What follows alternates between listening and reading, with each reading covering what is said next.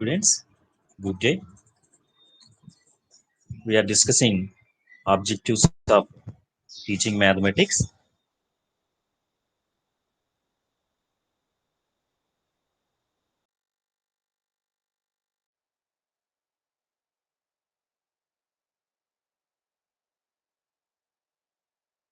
That until we have come mathematics, next characteristics of objectives, advantages of objectives, educational objective, teaching objective, and we discussed the taxonomy of educational objectives proposed by Dr. Benjamin S. Blooms. That is Bloom's taxonomy of educational objectives.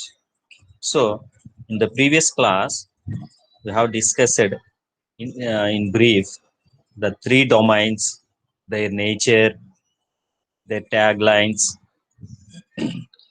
and connectivity to each domain, and verb of each domain, like that. Now, we are going to discuss each domain and the objectives of those domains elaborated. Okay ఇప్పుడు Bloom's విద్యా లక్ష్యాల వర్గీకరణని ఇప్పటి వరకు తెలుసుకున్నాం.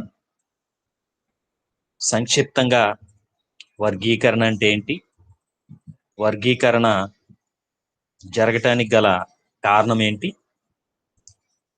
వర్గీకరణ దేని ఆధారంగా చేయటం జరిగింది, అలాగే ఎన్ని రంగాల్లో వర్గీకరించడం జరిగింది, ప్రతి రంగంలోనూ ఎన్ని లక్ష్యాలు పొందుపరచడం జరిగింది అనే విషయాన్ని పరిశీలించాం. ఓకే, సో ఇక్కడ మరొకసారి ఈ మూడు రంగాల్లోని లక్ష్యాలను ఒకసారి పరిశీలిద్దాం. First one is cognitive domain, జ్ఞానాత్మక రంగము. Proposed by or presented the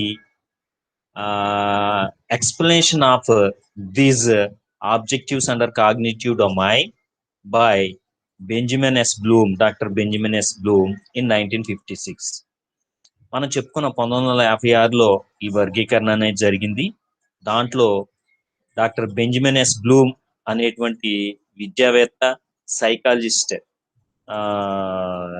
మనోవైజ్ఞానికవేత్త, అతనితో పాటు అతని సహచరులు కొంతమంది కలిసి ఈ వర్గీకరణ చేయటం జరిగింది. ఆ వర్గీకరణ చేసిన టీంకి బెంజమిన్ ఎస్ బ్లూమ్ నాయకత్వం వహించడం జరిగింది. కాబట్టి Bloom's taxonomy of educational objective అని ఈ టాక్సానమీకి పేరు పెట్టడం జరిగింది. మనకి చెప్పుకున్నాం టాక్సానమీ అంటే lawful arrangement or orderly arrangement or systematic arrangement, అంటే ఒక క్రమబద్ధంగా, నియమబద్ధంగా ఓకే ఏర్పాటు చేయుట, వర్గీకరించుట. సో ఇక్కడ నియమబద్ధంగా వర్గీకరించారు ఈ అందరూ కలిసి. ఆ మూడు డొమైన్స్ గా వర్గీకరించడం జరిగింది. ఆ వర్గీకరణ అనేది ఏ విధంగా చేశారు అంటే, లక్ష్యాల యొక్క, అంటే అప్పటి వరకు ఉన్నటువంటి ఆ లక్ష్యాల యొక్క స్వభావాన్ని ఆధారంగా చేసుకుని ఒకే స్వభావం కలిగినటువంటి లక్ష్యాలన్నిటినీ ఒక రంగం కింద చేర్చడం జరిగింది. ఓకే, సో ఆ విధంగా కాగ్నిటివ్ డొమైన్, సో జ్ఞానాత్మక రంగము. So actually as per our discussions earlier, the cognitive domain relates to mind or brain, relates to brain. So the achievement of these objectives noted under cognitive domain will achieve with the help of human brain, mind, human brain and mind.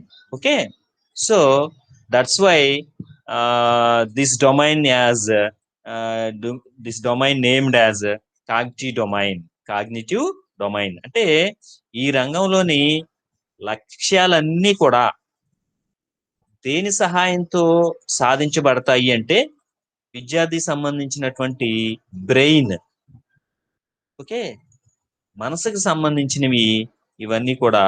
అందుకని చూస్తున్నాం cognitive domain brain కి సంబంధించింది. So కాబట్టి దీన్ని cognitive domain అని పేరు పెట్టడం జరిగింది. ఓకే, వీటిలో అంటే మెయిన్ ఫోకస్ కూడా కాగ్నిటివ్ డొమైన్ మీదే ఉంటుంది. The main focus is also on cognitive domain. So a greater priority was given to cognitive domain. Okay, after that psychomotor domain, and lastly affective domain. Okay, so as we said, cognitive domain relates to brain.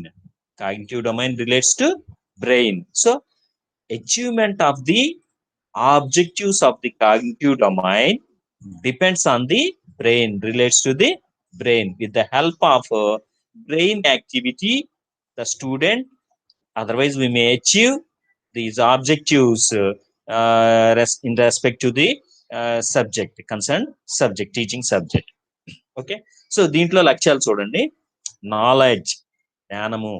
Understanding are comprehension, అవగాహన లేదా అవబోధము. Application, వినిమయము. Analysis, విశ్లేషణ. Synthesis, సంశ్లేషణ.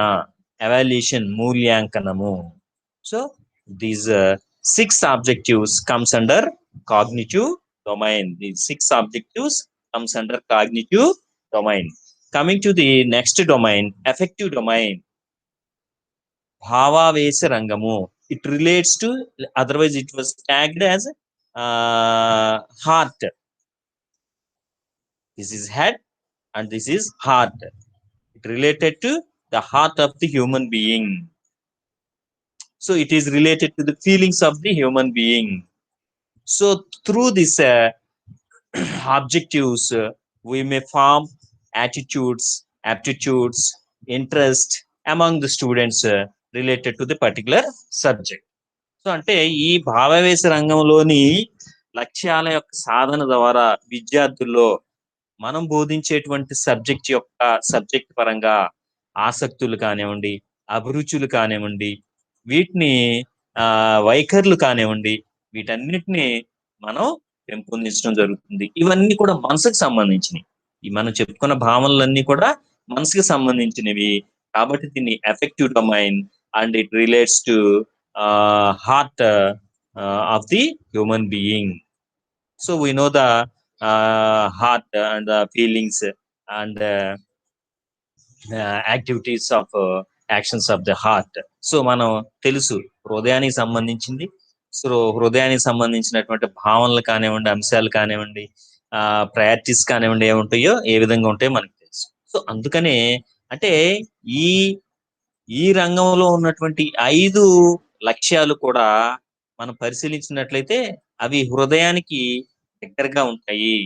హృదయానికి సంబంధించినవి, మన భావనలకు సంబంధించినవి, మన యొక్క ఆసక్తులకు సంబంధించినవి, మన యొక్క అభిరుచులకు సంబంధించినవి, మనసుకు సంబంధించినవి. That's why the domain is given a tag line as heart, head, heart. 3 H's. As per our discussions held earlier, the 3 domains are titled with 3 H's: head, heart, and hand. Head, heart, and hand. Cognitive domain with head, affective domain with heart, and psychomotor domain with the hand. So this affective domain was presented by David R. Krathhol in 1964. After classification of 8 years of classification of the taxonomy, the affective domain was presented by David R. Krathhol. Okay, so see, okay, let us ask me one question after completion of this third domain also. Okay, psychomotor domain. మానసిక చలనాత్మక రంగము, చలనము, motive. Okay, so మానసిక చలనాత్మక రంగము. So see the objectives of this domain. Objectives of this domain: imitation, let me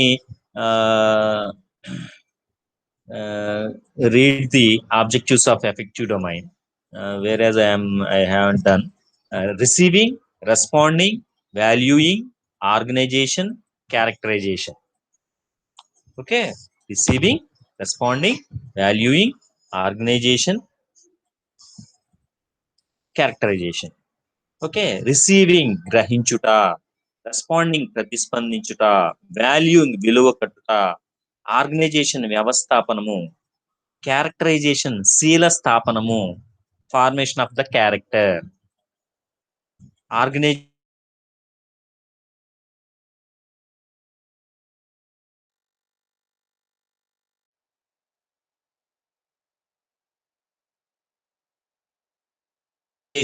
organization. These are the objectives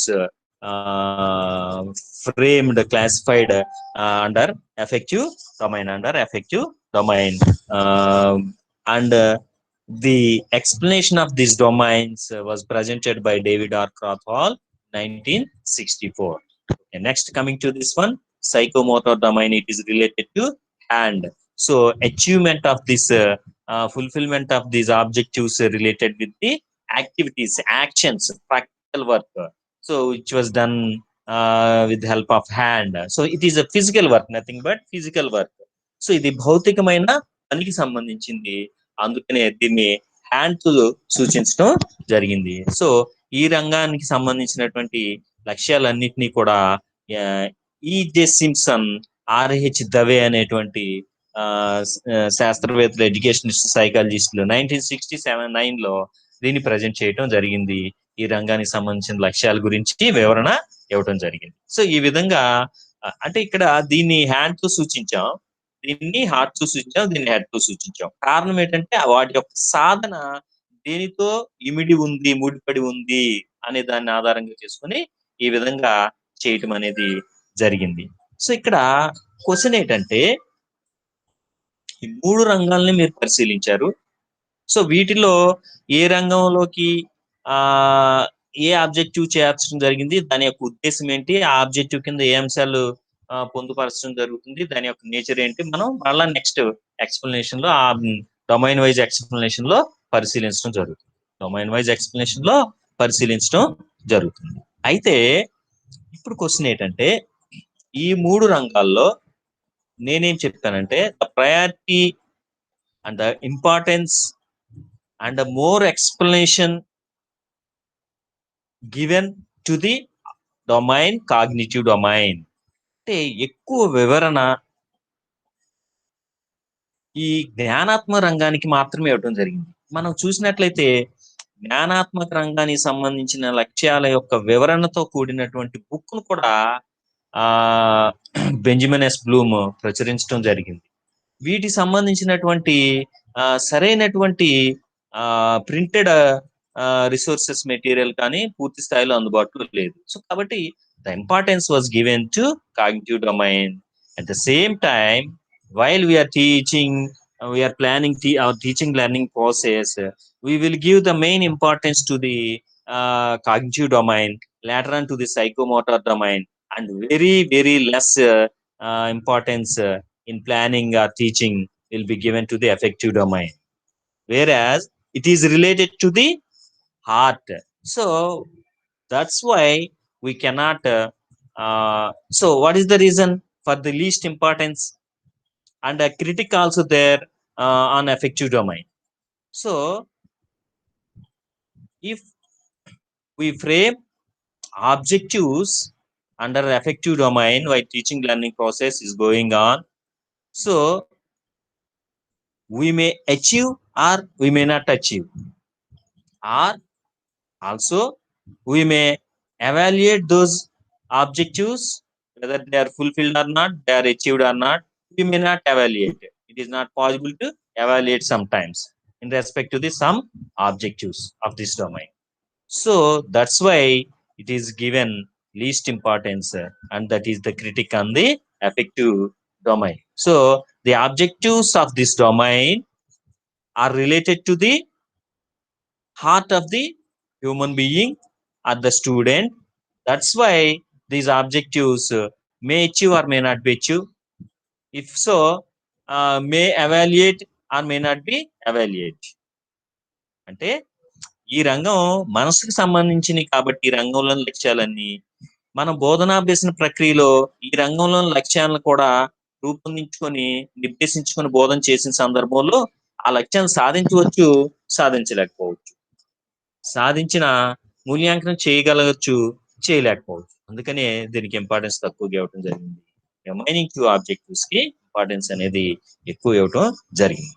అంతేకాకుండా ఇంకొక ఈ మూడిటికి ఉన్న రిలేషన్ ని ఇంకా ఏ విధంగా ఈ 3H's కి ఉన్న రిలేషన్ ని ఎవాల్యుయేషన్ పరంగా ఏ విధంగా చెప్పొచ్చు అంటే రిలేషన్ ఉందా లేదా ఈ 3 రంగాలకి మధ్య?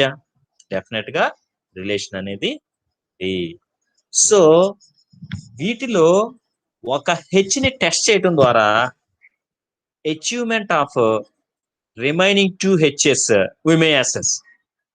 అంటే ఒక రంగంలోని లక్ష్యాలను పరిశీలించడం ద్వారా మిగిలిన 2 రంగాల్లోని లక్ష్యాల యొక్క సాధనని అచీవ్మెంట్ ని మనం ఆటోమేటిక్ గా టెస్ట్ చేసినట్టు అవుతుంది. అదేంటో మీరు చెప్పగలిగి ఉండాలి. ఏమై ఉంటుంది అంటే ఈ 3 రంగాల్లో ఒక రంగంలోని ఆబ్జెక్టివ్ మనం టెస్ట్ చేస్తే అది సక్సెస్ అని వస్తే ఆటోమేటిక్ గా రిమైనింగ్ 2 డొమైన్స్ లోని ఆబ్జెక్టివ్స్ కూడా ఫుల్ఫిల్ అయినట్టే, అచీవ్ అయినట్టే. ఏంటది? Psychomotor domain. Psychomotor domain. ఇక్కడ సైకోమోటార్ డొమైన్ దేనికి సంబంధించిందన్నా? ప్రాక్టికల్ వర్క్, హ్యాండ్ కి సంబంధించింది. ఫర్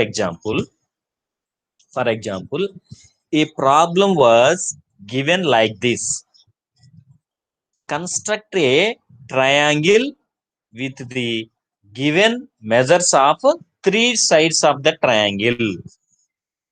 ఇచ్చిన 3 భుజాల కొలతతో ఒక త్రిభుజాన్ని నిర్మించండి. ఇచ్చిన 3 భుజాల కొలతతో ఒక త్రిభుజాన్ని నిర్మించండి. This is the question given to a student for answer. Student, after a given time, student was constructed the triangle with the given sides, the measures of given sides, accurately, perfectly and neatly. Okay, this is the task. So after valuation of this construction, this problem, what we may know? So the objective of psychomotor domain is achieved. Further, I can say that I'm saying that the objectives of cognitive and affective domain also tested and achieved. How? We give a question related to the psychomotor domain, which is practical work, which we the objectives fulfilled, achieved through the practical work or hand. Okay, అంటే మనం మానసిక చలనాత్మక రంగం అనేది పనితో కూడుకున్నది, భౌతికమైనటువంటి క్రియతో కూడుకున్నది, చేతితో చేసేటువంటి పని. దానికి సంబంధించినటువంటి ఒక లక్ష్యాన్ని పరిశీలించడం కోసం, సాధించబడిన లేదా పరిశీలించడం కోసం బోధన పూర్తయిన తర్వాత విద్యార్థికి ఒక ప్రశ్న ఇచ్చాము. ఆ ప్రశ్న ఏంటంటే ఇచ్చిన 3 భుజాల కొలతలతో త్రిభుజాన్ని నిర్మించండి అని.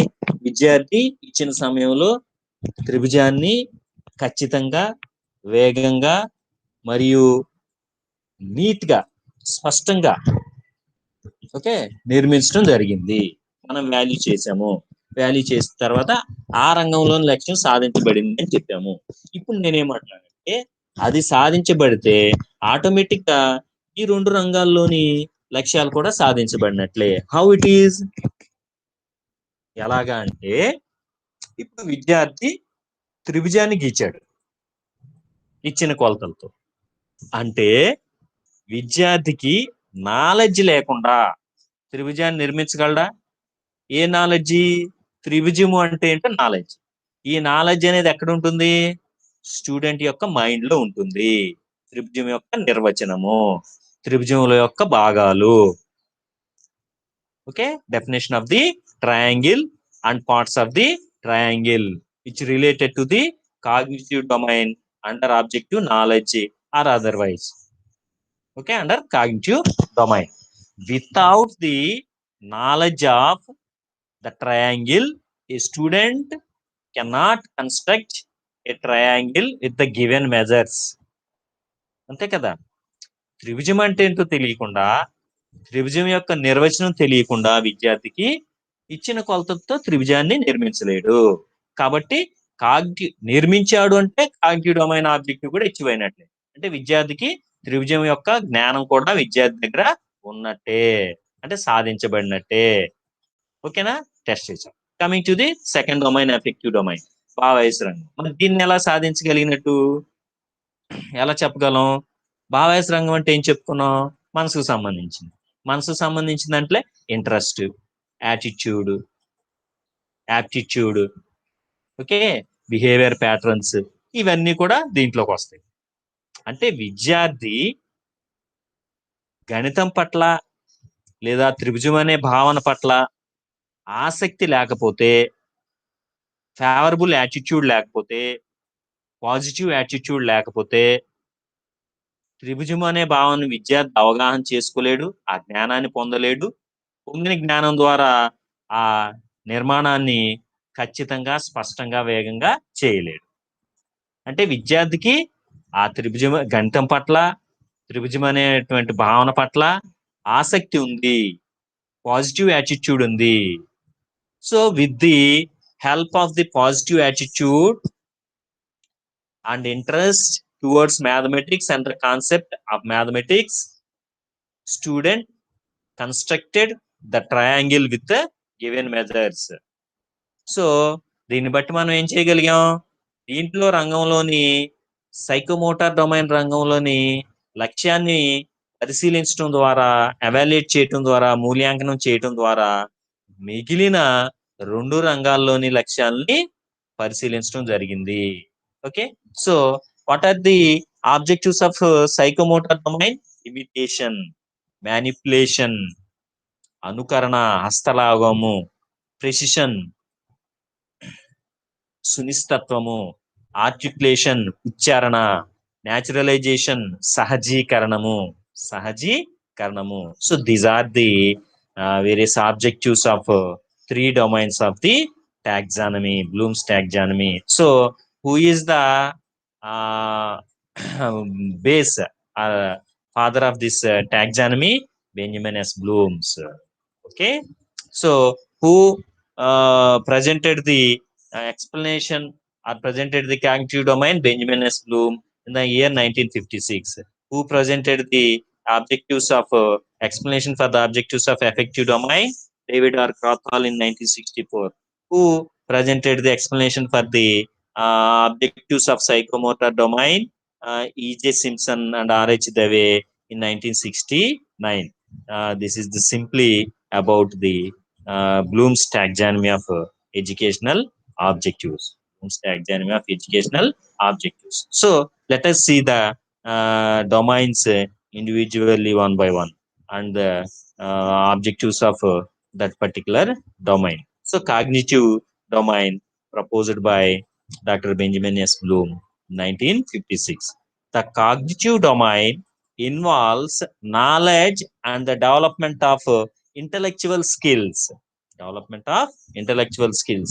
మనం ముందే చెప్పుకున్నాం, జ్ఞానాత్మక రంగం అనేది బ్రెయిన్ కి సంబంధించినది, మెదడుకు సంబంధించినది. కాబట్టి the cognitive domain involves knowledge and development of intellectual skills. బౌద్ధిక విలువలు, ఇంటలెక్చువల్ స్కిల్స్ పెంపొందించడంతో సంబంధించి ఉంటుంది జ్ఞానాత్మక రంగం అనేది. This includes the recall and recognition of specific facts, procedural patterns and concepts that serve in the development of intellectual abilities and skills. అంటే దీంట్లో ఏమేమి ఇన్వాల్వ్ అయి ఉంటాయి అంటే recall and recognition of specific facts, అంటే గుర్తించడం, గుర్తు తెచ్చుకోవటం, వివిధ భావనల్ని గుర్తించడం, గుర్తు తెచ్చుకోవటం, గంటలో ఉండేటువంటి వివిధ పద్ధతుల్ని, సూత్రాలని, నియమాలని గుర్తించడం, గుర్తు తెచ్చుకోవటం, దానికి సంబంధించినటువంటి నైపుణ్యాలు పెంపొందించుకోవటం, అలాగే సామర్థ్యాలు పెంపొందించుకోవటం అనేది ఈ కాగ్నిటివ్ డొమైన్ ఆబ్జెక్టివ్స్ తో ముడిపడి ఉంది. సంబంధించి ఉంది అని చెప్పవచ్చు. This domain includes the objectives related to thinking, knowing and problem solving. So దీంట్లో ఉన్న ఆబ్జెక్టివ్స్ అన్ని కూడా దేనికి సంబంధించిందంటే ఆలోచనకు సంబంధించి, అలాగే తెలుసుకోవటానికి సంబంధించి, సమస్య సాధనకు సంబంధించింది. This domain is very important for both teaching and evaluation. So బోధన మరియు మూల్యాంకనంలో ఈ రంగం అనేది చాలా ఇంపార్టెన్స్ కలిగింది. మనం ముందే చెప్పుకున్నాం, very very importance was given to the cognitive domain and explanation also, detailed explanation also given to the cognitive domain only. So there are 6 levels of cognitive complexity. So in this domain there are 6 objectives: knowledge, comprehension, application. Comprehension or understanding, we may say that comprehension or understanding, application, analysis, synthesis and evaluation. These 6 are the objectives joined in this cognitive domain. Okay, let us see: knowledge, comprehension or understanding, application, analysis, synthesis and evaluation. So see why these objectives are framed in this triangle like this. So in each domain, objectives were arranged in a systematic order from easy to difficult and lowest to highest. Lowest to highest and easy to difficult means lowest objective is easiest one and the highest one is somewhat difficult one comparatively remaining to others. ఈ రంగంలోని లక్ష్యాలన్నీ కూడా ఏ విధంగా కూర్పు చేయబడినాయి అంటే తక్కువ నుంచి ఎక్కువ వైపుకు, సులభం నుంచి కఠినం వైపుకు.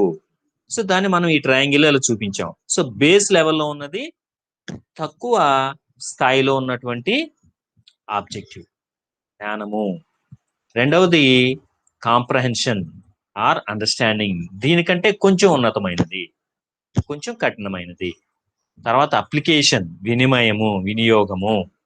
సో ఇది కూడా దీనికంటే కొంచెం ఉన్నతమైనది. Analysis, synthesis, evaluation, this is the highest one. So అత్యున్నతమైనది ఈ రంగంలో లక్ష్యాలన్నిటికంటే అత్యున్నతమైనది ఎవాల్యుయేషన్ అని చెప్పవచ్చు. ఆ విధంగా ప్రతి రంగంలో కూడా, ఈ రంగమే కాదు ప్రతి డొమైన్ లో కూడా objectives are framed easy to difficult and lowest to highest in the triangle, represents in the triangle shape. Okay, for easy understanding. So ఇవి ఈ విధంగా. అయితే ఇక్కడ గమనించినట్లయితే knowledge is the least one and the easiest one, but though it is easiest and least one, minimal one, lower one, but it is the base for achievement of the remaining objectives of this cognitive domain. అంటే ఇది నిమ్నమైనది అలాగే సులభమైనది అయినప్పటికీ ఆ objective లేకుండా remaining 5 objectives కూడా achieve చేయడం సాధ్యపడదు. So this objective is the base for remaining all objectives. ఈ ఆబ్జెక్టివ్, ఈ లక్ష్యము మిగతా లక్ష్యాలన్నిటికీ కూడా పునాది అని చెప్పవచ్చు, సోర్స్ అని చెప్పవచ్చు.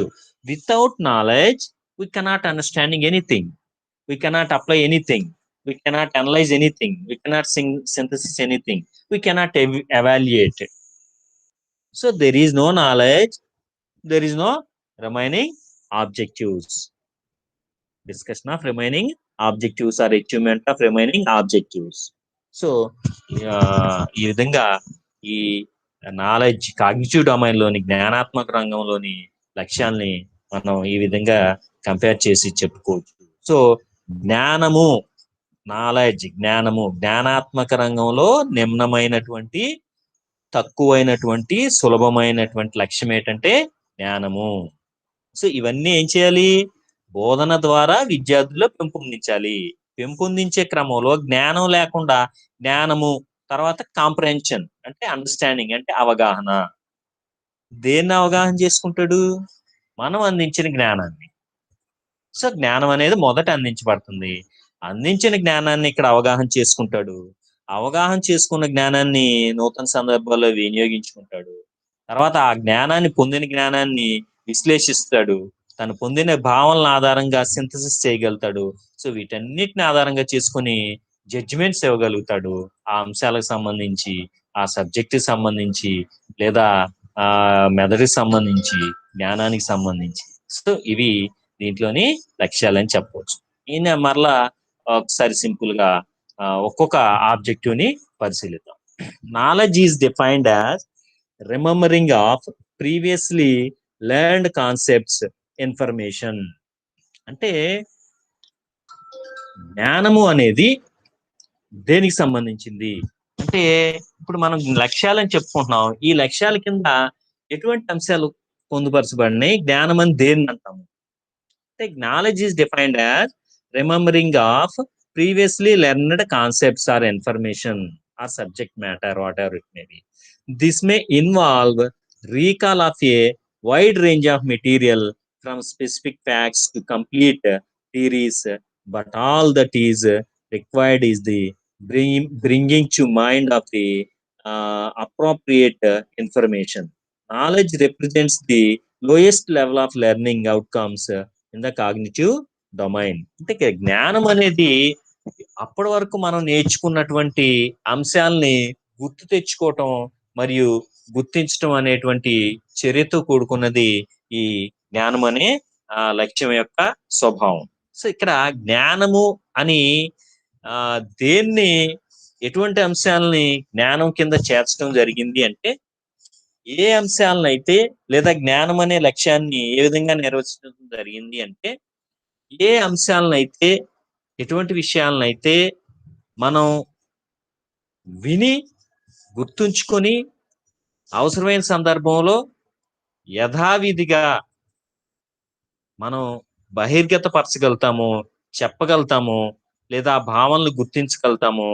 అటువంటి అంశాలన్నిటినీ మనం జ్ఞానం అనే కింద లక్ష్యం కింద చేర్చడం జరిగింది.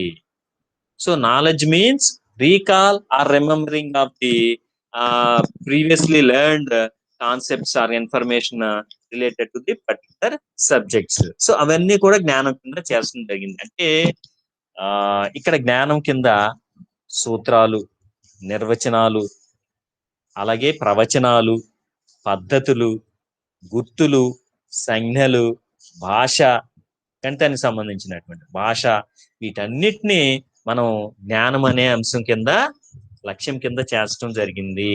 ఎందుకని? వీటిని మాత్రమే నేర్చుకుని అవసరమైన సందర్భంలో యథావిధిగా చెప్పగలము. ఒక ఉదాహరణ పరిశీలిద్దాం.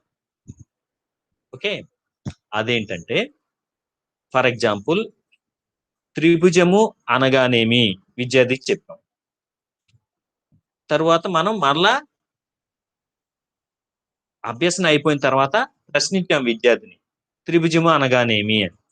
3 భుజాలు కలిగినటువంటి సరళ సమృత పటాన్ని త్రిభుజము అంటాము అని విద్యార్థి చెప్పాడు. అంటే ఏం చేశాడు విద్యార్థి? మనం ఏం చెప్పాం విద్యార్థికి? త్రిభుజం యొక్క నిర్వచనం చెప్పాం. ఏ విధంగా చెప్పాం? 3 భుజాలు కలిగినటువంటి సరళ సమృత పటాన్ని త్రిభుజము అంటాము అని చెప్పేసి విద్యార్థికి చెప్పాం. మళ్ళా మనం అడిగినప్పుడు ఏం చెప్పాడు విద్యార్థి?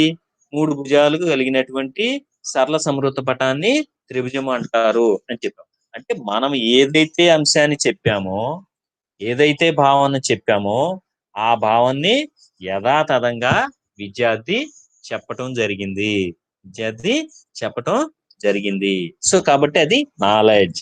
అంటే నాలెడ్జ్ అనే ఏంటంటే ఏదైతే విద్యార్థి నేర్చుకున్నాడో వాటిని గుర్తుంచుకొని అవసరమైనప్పుడు యథాతథంగా చెప్పగలగటం లేదా గుర్తించగలగటం అనేటువంటి ప్రక్రియని జ్ఞానం అనేటువంటి లక్ష్యం కింద చేర్చడం జరిగింది. సో ఈ జ్ఞానం అనే లక్ష్యం కింద అంశాలు ఏమేమి ఉంటాయంటే నిర్వచనాలు, సూత్రాలు, గుర్తులు, సంజ్ఞలు, సంకేతాలు, లక్షణాలు, జ్యామితీయ ఆకారాలు, వాటి యొక్క భావనలు, ప్రవచనాలు, గణితానికి సంబంధించిన వివిధ పద్ధతులకు సంబంధించినటువంటి జ్ఞానము, వీటన్నిటిని జ్ఞానం అనేటువంటి లక్ష్యం కింద చేర్చడం జరిగింది. ఇవన్నీ జ్ఞానం అనే లక్ష్యం కింద వస్తాయని చెప్పుకోవచ్చు. So knowledge of terminology and specific facts, it is the ability to recall and recognize the information that is learned in the classroom. So knowledge objective is the ability to recall and recognize, గుర్తు తెచ్చుకుంటా, గుర్తించుట, the information that is learned in the classroom. అంటే తరగతి గదిలో నేర్చుకున్నటువంటి అంశాలకు సంబంధించి అంశాలను యథాతథంగా గుర్తించటం లేదా గుర్తు తెచ్చుకోవటం వంటి చేసే ప్రక్రియనే మనం నాలెడ్జ్ అనేటువంటి ఆబ్జెక్టివ్ గా చెప్పవచ్చు. అంటే జ్ఞానాన్ని సాధించినట్టు చెప్పవచ్చు. అంటే విద్యార్థికి మనం త్రిభుజం నిర్వచనం క్లాస్ రూమ్ లో చెప్పిన తర్వాత విద్యార్థి అడిగినప్పుడు త్రిభుజం నిర్వచనాన్ని మనం ఏమైతే చెప్పామో ఆ విధంగా చెప్పగలిగితే ఆటోమేటిక్ గా జ్ఞానం అనేటువంటి లక్ష్యం నెరవేర్చబడినట్టు. అలాగే వైశాల్యం కనుక్కోవటానికి సూత్రం A is equal l into b అని చెప్పాం. దీర్ఘ చతురస్రం యొక్క వైశాల్యం కనుక్కోవటానికి సూత్రం A is equal l into b అని విద్యార్థికి చెప్పాం. సో తర్వాత మరలా మనం అడిగినప్పుడు దీర్ఘ చతురస్రం యొక్క వైశాల్యం సూత్రం ఏంటి అని అడిగితే A is equal l into b అని యథాతథంగా విద్యార్థి చెప్పగలిగితే జ్ఞానము అనేటువంటి లక్ష్యం పెంపొందించబడినట్టు. జ్ఞానము అనేటువంటి లక్ష్యం పెంపొందించబడినట్టు. So coming to the list of action verb, అంటే ప్రతి డొమైన్ లోని ఆబ్జెక్టివ్ ని లిస్ట్ ఆఫ్ యాక్షన్ వర్బ్ తో ఇంకా దాన్ని అర్థం చేసుకోవడానికి ప్రయత్నం చేయడం జరుగుతుంది. అంటే ఈ డొమైన్ లో ఉన్నటువంటి యాక్షన్ వెబ్స్ ఏంటి, వీటి ద్వారా ఆ డొమైన్ అచీవ్మెంట్ కానీ ఆ డొమైన్ ఎవాల్యుయేషన్ కానీ ఆబ్జెక్టివ్స్ ని చేయడం జరుగుతుంది. డిఫైన్ నిర్వచించడం, సెలెక్ట్ స్టేట్ చెప్పటం, మెజర్ కొలవటం, లిస్ట్ తెలియచేయటం, so recall recognition right. So these are the action verbs. అంటే వీటి యొక్క నిర్వచనాలు మనకి నాలెడ్జ్ అనే ఆబ్జెక్టివ్ ని క్లారిఫై చేస్తాయి, ఎగ్జిబిట్ చేస్తాయి, ఎల్సిట్ చేస్తాయి, ఎలాబరేట్ చేస్తాయి అని చెప్పవచ్చు.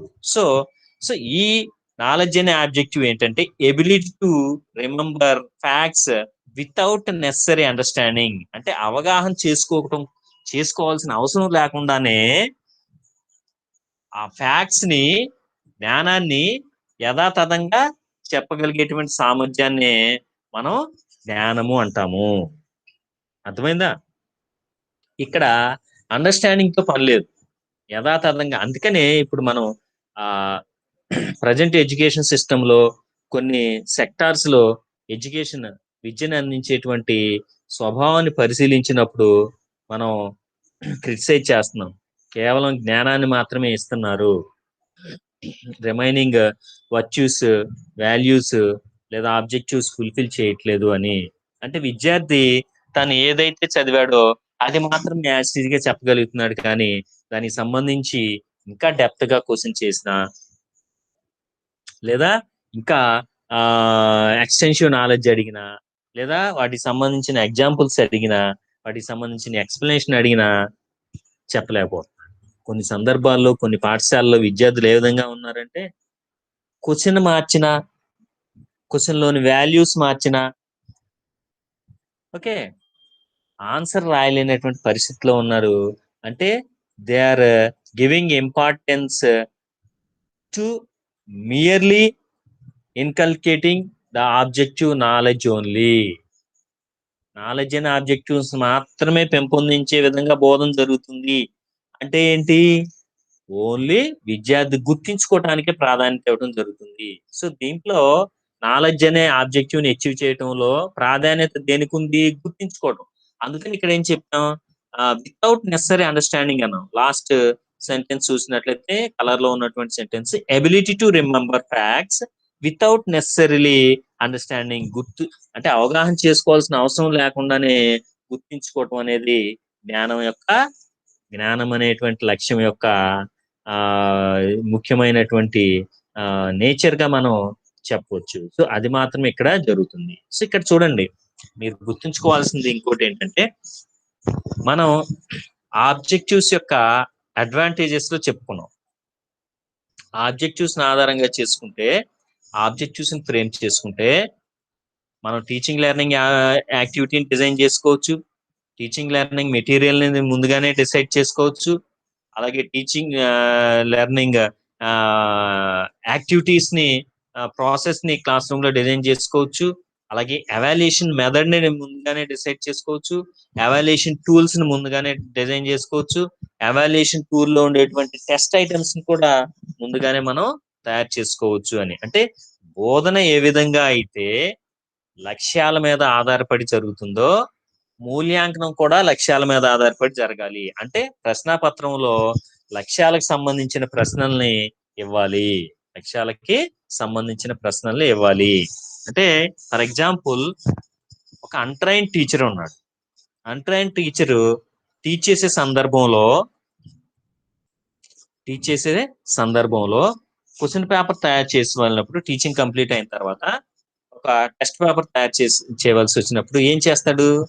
What is the important questions అని వాటిని తీసుకొని క్వశ్చన్ పేపర్ తయారు చేస్తాడు.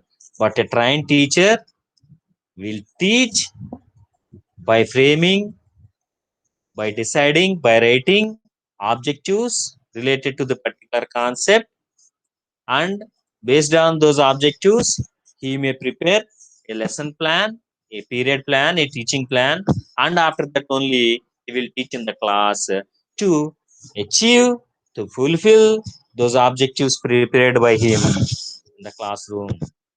సో ఆ విధంగా లక్ష్యాలను ముందుగా తయారు చేసుకుని ట్రైన్ టీచరు లక్ష్యాల ఆధారంగా పాఠ్య ప్రణాళిక రూపొందించుకొని లెసన్ ప్లాన్ తయారు చేసుకుని దాని ఆధారంగా తరగతి గదిలో బోధన చేసి ముందుగా రూపొందించుకున్నటువంటి లక్ష్యాలను సాధించడం అనేది జరుగుతుంది. ఇది ట్రైన్ టీచర్ చేసేటువంటి పని. సో ఇలాగా ఎనీహౌ ఇక్కడ మనం చెప్పుకునేది ఏంటంటే ఆ ఆబ్జెక్టివ్ అనేది క్వశ్చన్ పేపర్ తయారు చేసేటప్పుడు దాంట్లో క్వశ్చన్స్ ని కూడా తయారు చేసేటప్పుడు మనకి లక్ష్యాలు అనేవి ఉపయోగపడతాయి. లక్ష్యాల ఆధారంగానే తయారు చేయడం జరుగుతుంది. ఫర్ ఎగ్జాంపుల్ క్వశ్చన్ పేపర్ లో నాలెడ్జ్ అనే ఆబ్జెక్టివ్ అచీవ్ చేయబడిందా లేదా తయారు చేయడానికి ఒక ప్రశ్న అడగాలి. ఎలా అడగచ్చు? త్రిభుజాన్ని నిర్వచించండి, సమితిని నిర్వచించండి. ఓకే, వైశాల్యం అనే భావాన్ని నిర్వచించండి, లేదా దీర్ఘ చతురస్ర వైశాల్యాన్ని సూత్రం రాయండి. అలాంటప్పుడు ఆ ప్రశ్నకి ఆన్సర్ చేసేటప్పుడు విద్యార్థి ఏం చేస్తాడు? దీర్ఘ చతురస్రం వైశాల్యం సూత్రం రాయండి అంటే దీర్ఘ చతురస్ర వైశాల్యం ఏ ఈజ్ ఈక్వల్ టు పొడవు ఇంటూ వెడల్పు ఏ ఇంటూ బి అని రాస్తాడు. అంతే కదా, ఇంకేమైనా రాస్తాడా? రాయడు. అలా రాశాడంటే మనం ఏం నేర్పామో దాన్ని యాజిటీస్ గా అక్కడ ప్రొడ్యూస్ చేశాడు, క్వశ్చన్ పేపర్ లో రాశాడు. కాబట్టి దాన్ని నాలెడ్జ్ అనే ఆబ్జెక్టివ్ కింద ఆ క్వశ్చన్ ని చెప్పడం జరుగుతుంది. అంటే నాలెడ్జ్ అనే ఆబ్జెక్టివ్ ని అచీవ్ చేస్తే దాన్ని అచీవ్ చేయబడిందా లేదా టెస్ట్ చేయాలంటే క్వశ్చన్ ఈ విధంగా రాయవచ్చు. లేదా ఆబ్జెక్టివ్ టైప్ క్వశ్చన్ అడిగానే నాలెడ్జ్ అనే ఆబ్జెక్టివ్ సంబంధించి ఈ క్రింది వానిలో సమానత్వపు గుర్తును గుర్తించండి అన్నాం. Identify the symbol for equal. సమానత్వపు గుర్తుని గుర్తించండి అని కింద గుర్తులు ఇచ్చాం. ఒక గ్రేటర్ దాన్ సింబల్ ఇచ్చాం, లెస్ దాన్ సింబల్ ఇచ్చాం, ప్లస్ సింబల్ ఇచ్చాం, ఈక్వల్స్ టు సింబల్ ఇచ్చాం. Then student will identify D as answer, and he will put D figure D symbol against that objective question, multiple choice question. అంటే అక్కడ ఏం చేశాడు విద్యార్థి? Already ఆన్సర్లు ఉన్నాయి, అక్కడ 4 ఆన్సర్లు, దాంట్లో గుర్తించాడు. అంటే రీకాల్, రికగ్నైజెస్, అది అనమాట. Recall and recognises. సో ఈ విధంగా మనం ఈ నాలెడ్జ్ అనే ఆబ్జెక్టివ్ ని మనం ఉదాహరణగా చెప్పుకోవచ్చు, ఈ విధంగా ఎక్స్ప్లెయిన్ చేసుకోవచ్చు. This is the objective knowledge. Okay, let us discuss the remaining objectives of this domain the next session. Okay, bye students, stay home and stay safe. Take care of you and your family and your society. Bye.